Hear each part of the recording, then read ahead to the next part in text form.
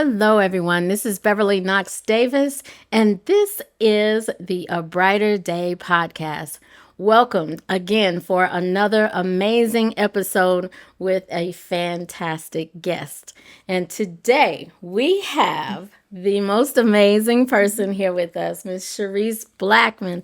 How are you today? I'm doing well. How are you? Oh, doing well, doing well. So, just excited to have you here with us today. Charis is the executive director at Westside Community Land Trust. And so today she's just going to tell us all about herself and her journey and all of the other things that she is currently doing and getting ready to do and how she'll juggle all of that. So tell us, Charis, share a little bit about your background and who you are, some of your aspirations and goals, some things that just tell us about you. Yeah. Well, first and foremost, I am a God lover, a people lover, a dream chaser.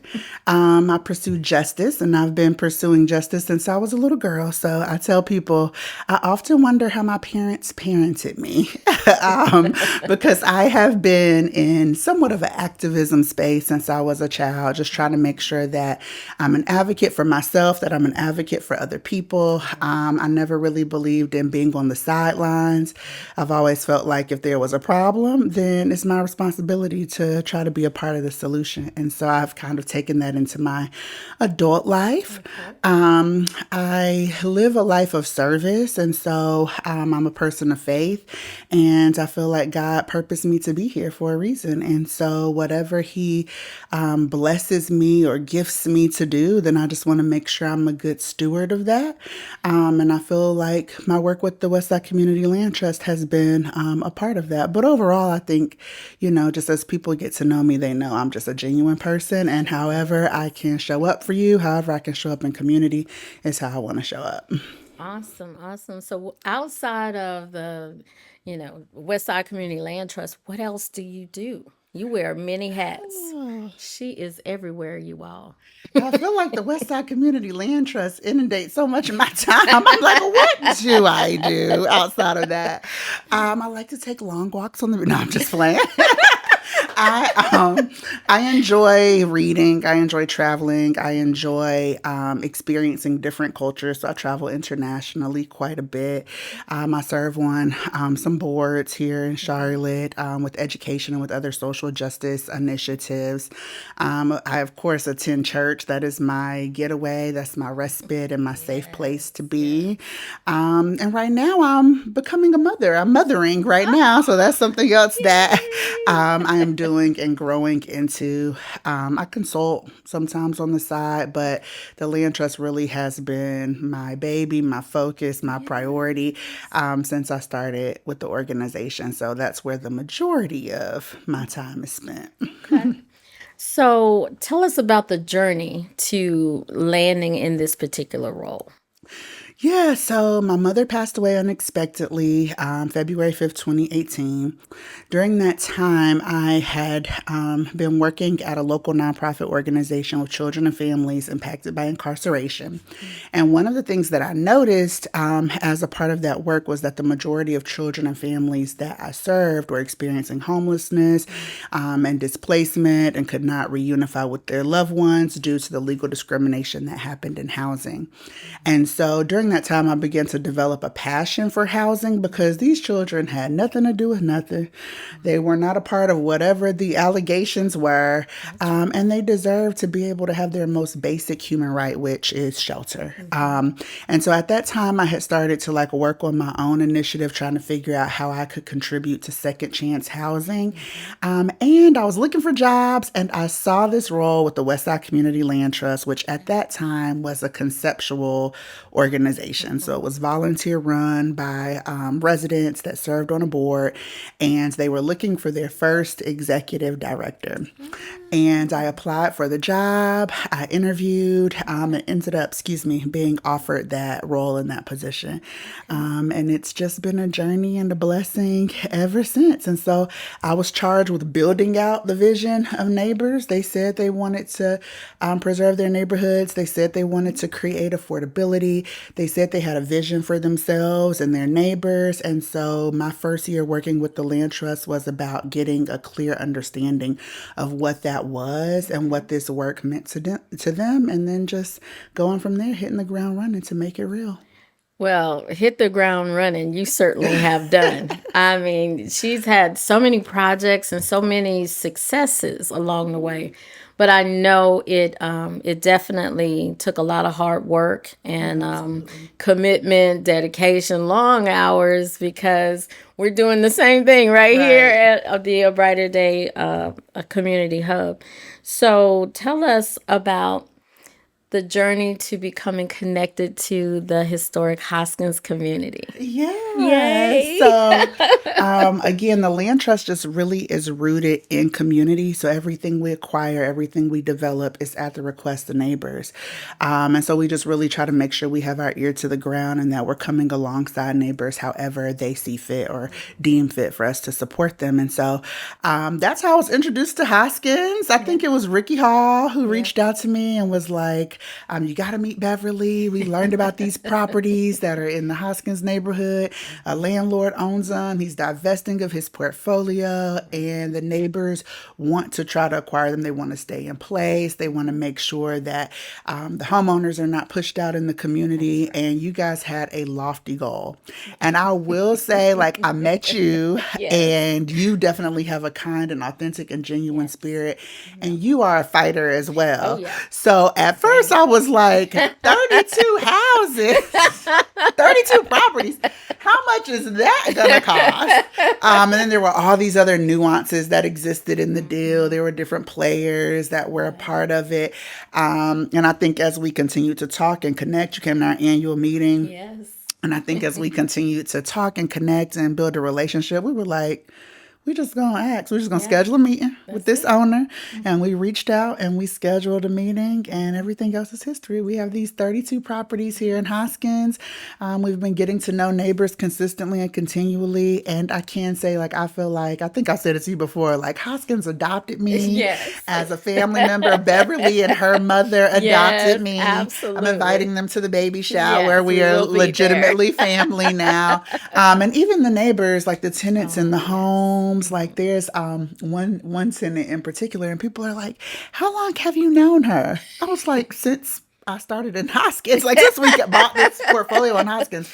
But people always feel that we have had a longer term relationship, and that's just the culture of this neighborhood. So I'm grateful to be a part. Well, we're super excited. I didn't know where to turn, and the first name that came to me was Ricky. And to join forces with him to go and have that initial conversation was amazing to see him work in that room. I mean, just totally dynamic.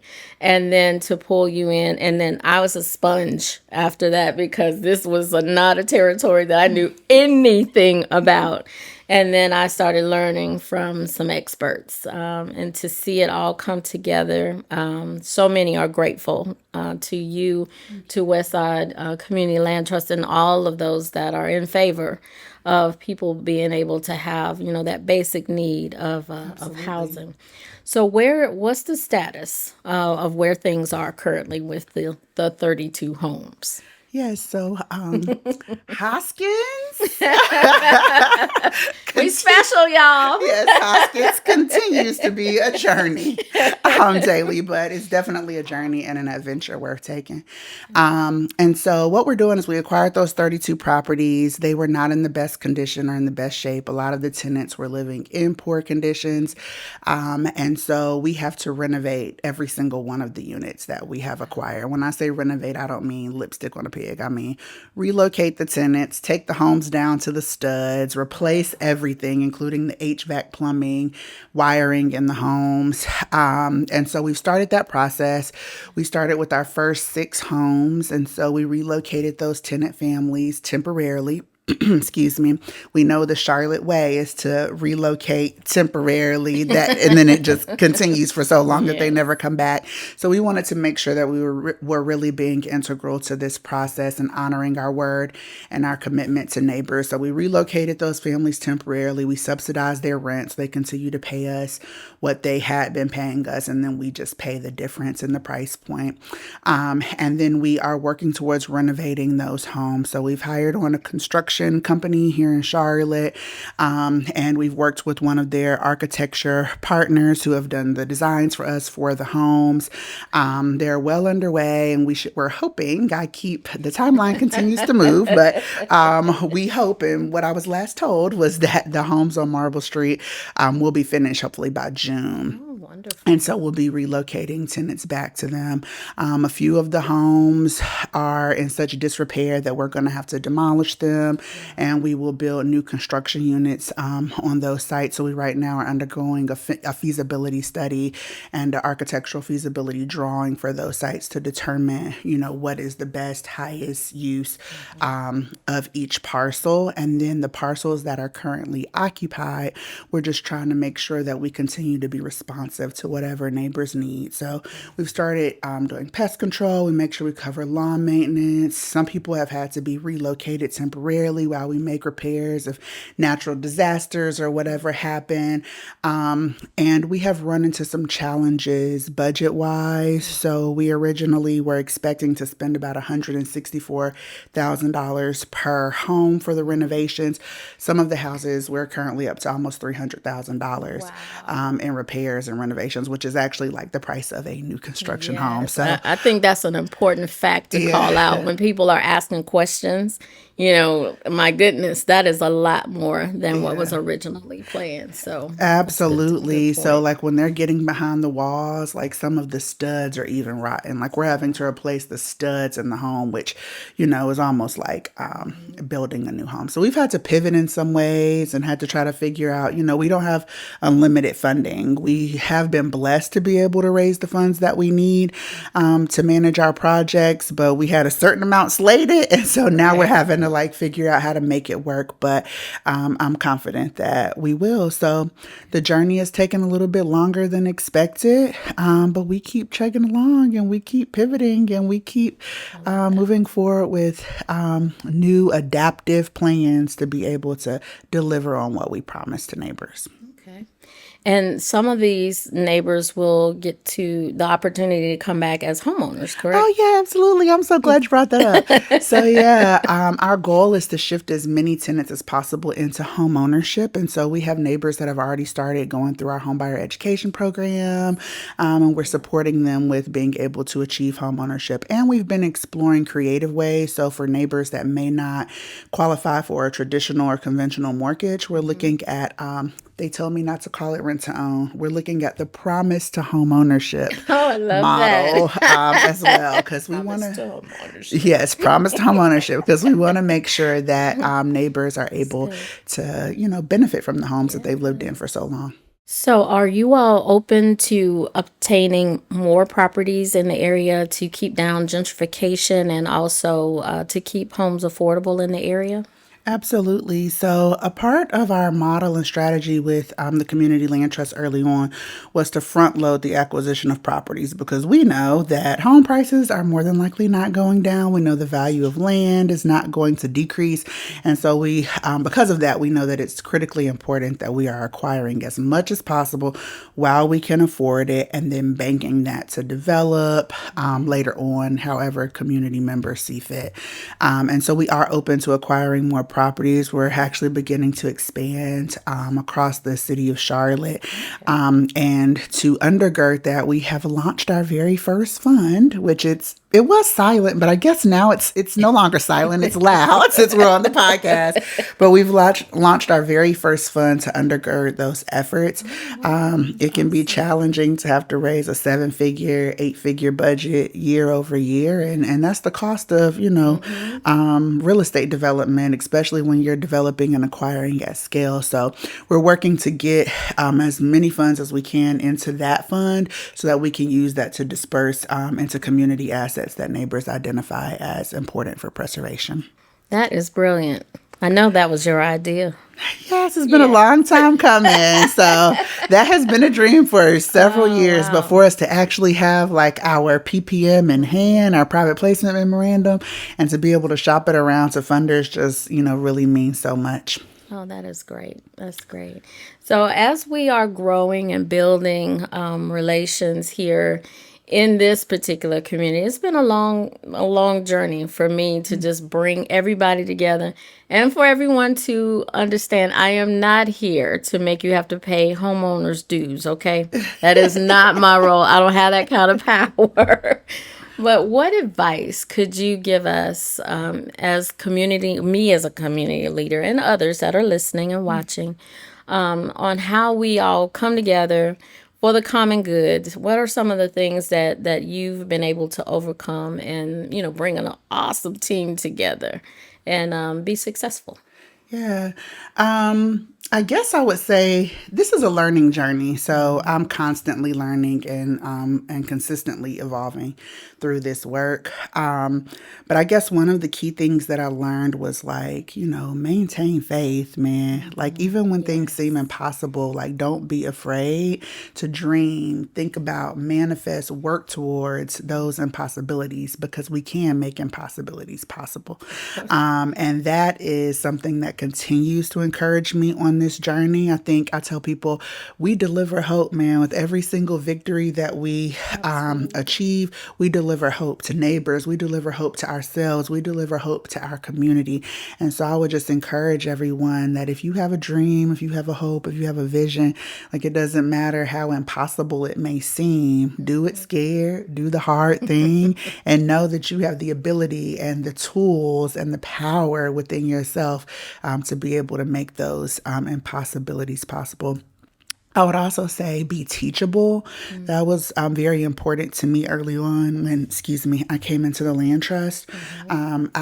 My only real estate experience coming into the land trust was having purchased my own home. So I had never negotiated a real estate deal before. I didn't know anything about this land trust model, about ground leasing. I hadn't developed my own property. All of that I learned on the job. And I tell people that God will qualify the called. He doesn't call the qualified. He Amen to that. qualifies the Amen. called. And I'm sure that that's a Oh, part of, your yes, testimony too. And absolutely. I think that gives us the ability to think creatively and to think innovatively and to think dynamically because we haven't been placed in that box. We hadn't been trained to do things a certain way. Instead, we move by faith and we move by passion and we move by authority and skill. And so for me, I needed to be teachable. I needed to understand like what is it that neighbors want and get to the core of that and then figure out how, I could best deliver that because I am not the solution holder. I That's have right. not been the solution holder. You better. It's been the residents, it's been the neighbors that That's have right. been the solution holders within their community, and they have been some of the best teachers. And I think that's an important part of being a part of any level of impactful change is being willing to learn and to acknowledge that you don't know everything, and Amen. that's okay. And you'll learn it along the way as long as you're open to it. Awesome. I think that's important for our listeners to hear because a lot of times, if you've been called to lead that charge, a lot of people say, "Oh, who do you think you are?" How do you know what we need to do? And then you just keep going, which is exactly what I've had to do here in Hoskins. And now to see that the community has, they're buying in. Everybody is on board and wanting to participate and do things to grow the community. So I'm really excited about where we are now. Plus, we eat really good at our meetings too. That helps too. Absolutely. So, what advice would you give other communities that, may not have a leader? Um, they're facing gentrification is, the gobble up is real and those things are happening. What advice would you give them to, holding on to hope that, they won't get pulled in and get pushed out of their homes? Yeah, I would say be vigilant. Not everybody that shows up as a friend is a friend, and you have to use your discernment to understand that. Anybody that is living in or owns property in a gentrifying community has to recognize that they have something valuable, and that your property, your home, is an asset. And just as it's valuable to you, it's valuable to lots of other people Oh, yes. on the I've seen market. that. And so just remaining vigilant. Like if you decide that you want to sell, that's fine. You have to do what's best for you, but try to sell consciously and intentionally in that way. I would also say, look for resources. Like, don't be afraid to ask for help or reach out to people that you know you can trust. If you have a neighborhood association leader, like here in Hoskins, they have you, Beverly. And so we know Beverly is also a longtime resident here. Her mother lives here. She Yes. spends a lot of time in this community and is Yes. rooted and grounded here. And because of that, she has the desires of neighbors at the forefront of what she's doing. So that's a trusted source, you know? And I think in other gentrifying communities, if there's a person that you can identify or an entity that you can identify as a trusting source, be willing to reach out to them to learn what you can do or how they can come alongside you to support you with whatever your goals are. And then lastly, I would say it is very important to be value aligned and value centered. That's been extremely important for me through the land trust. That means that every partnership might not be the partnership. Yes. Every funding source may not be the funding source. Every person that's walking through, our doors may not be the partner that we're going to work with. And it's okay to say no sometimes. You have to protect, what you have. You have to protect your assets. You have to protect your values, and ultimately you have to protect your community. And it is our responsibility to be good stewards. And so I would just say, be vigilant, be open to learning, and connect with trusted sources and individuals. And yeah, just be value and mission centered and aligned. Awesome. That's great advice. I know we've had a lot of challenges. There's even a portion of the community that doesn't want to be a part of the coalition. And you know what? I had to respect that. Yeah. That's where they are, and they just want to be separate and do things on their own. Well, now what I'm finding is many from that same neighborhood, now they want to come and be a part of all of the other stuff that they see Yeah. going on. So one by one, I think, it'll change over time, but I will remain open. But I won't force what doesn't fit at this point That's in time. right.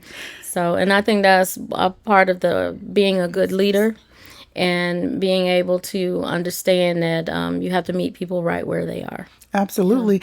And that sometimes, like, there's been such a history in our community of mistrust. There have been people that have taken it, people and systems and institutions that have taken advantage of neighbors, and people don't forget that.